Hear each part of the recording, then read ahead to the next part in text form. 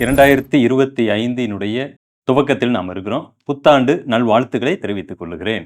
புதிய ஆண்டை குறித்ததான 3 தவறான புரிதல்களை உங்களுக்கு முன் வைக்க விரும்புகிறேன். அது என்ன அப்படின்னு பார்த்தீங்கன்னா, நம்பர் 1, எல்லாரும் நினைப்பது போல ஒரு புதிய ஆண்டு வந்துவிட்டது. இந்த புதிய வருஷம் எனக்கு நன்மையாக இருக்கும் அல்லது என் வாழ்வை அது மாற்றும் என்று நம்புகிற அந்த நம்பிக்கை இருக்கு பார்த்தீங்களா? அது சரியான நம்பிக்கை இல்லை. ஏன்? புதிய வருஷம் என்னை மாற்றாது. ஏன்னா நான் எப்படிப்பட்டவனா இருக்கிறேன், அதே நபர் தானே.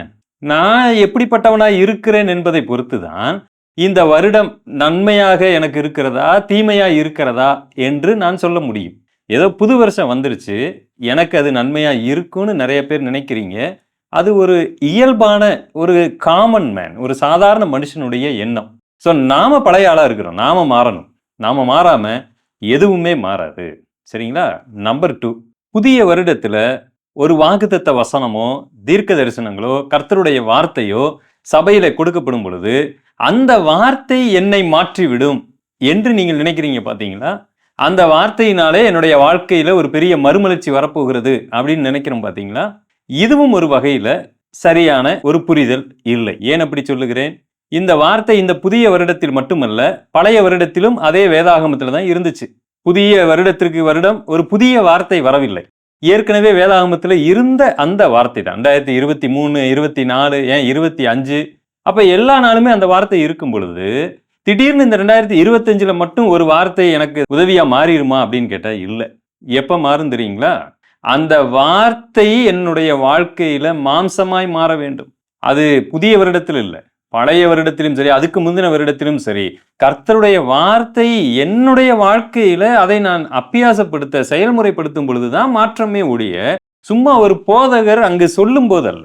ஏதோ ஒரு வசனத்தை நான் விசுவாசிக்கிறேன், ஆகையால் அது மாற்றத்தை கொண்டு வந்து விடும் என்று நீங்கள் நம்பலாம்.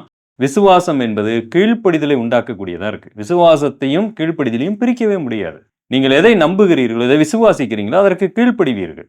அதனால சில ஆசீர்வாதமான சில வசனங்களை மாத்திரம் நம்பிக்கொண்டு விசுவாசித்துக் கொண்டு மாத்திரம் அந்த ஒரு வேலையை மாத்திரம் செய்வதை நான் பொதுவாக ஊக்குவிப்பது இல்லை. ஒட்டுமொத்த வேதாகமத்தில் இருக்கிற கருப்பொருள்களையும் அறிந்து ஒரு வாழ்க்கை எப்படி நடத்த வேண்டும் என்பதை புரிந்து கொண்டு நீங்கள் வாழுவதுதான் உங்கள் வாழ்க்கையை மறுரூபப்படுத்தும். ஒரு புதிய வருடம் நன்மையான வருடமாக மாறும். சரி, நம்பர் 3, புது வருடத்துல நாம் எடுக்கக்கூடிய ரெசல்யூஷன்ஸ், நாம் எடுக்கக்கூடிய தீர்மானங்கள் நம்மளுடைய வாழ்க்கையை தலைகீழாய் மாற்றும் என்று நாம் நம்புகிறோம். அது பாதி அளவுதான் உண்மை, 100% உண்மை அல்ல. ஏன் அப்படி சொல்லுகிறேன்? நீங்கள் என்ன தீர்மானம் எடுக்கிறீர்கள் என்பது முதலாவது முக்கியம். அந்த தீர்மானத்தை எப்படி செயல்முறைப்படுத்துகிறீர்கள் என்பதில் தான் முக்கியத்துவம் அடங்கி இருக்கிறது. அநேகர் அந்த ஜனவரி 1 ஆன உடனே தாங்கள் பலவிதமான தீர்மானங்களை எடுக்கக்கூடியவர்களா இருக்கிறார்கள்.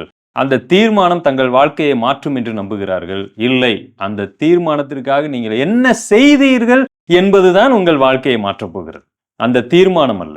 தீர்மானம் யார் வேண்டுமானாலும் எடுக்க முடியும்.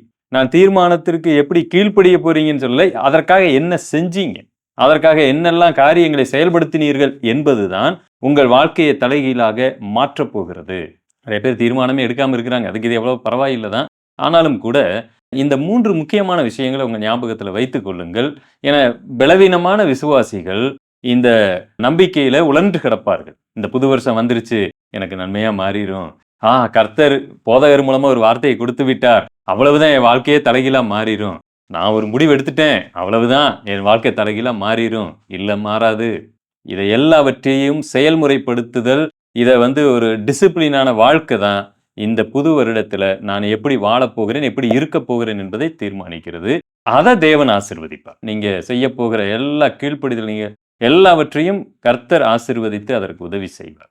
அதனால இந்த புதிய வருடம் உங்களுடைய வாழ்க்கையை மறுரூபப்படுத்தட்டும். அடுத்த ஒரு பதிவிலே உங்களை நான் சந்திக்கிறேன். தேங்க்யூ. God bless you.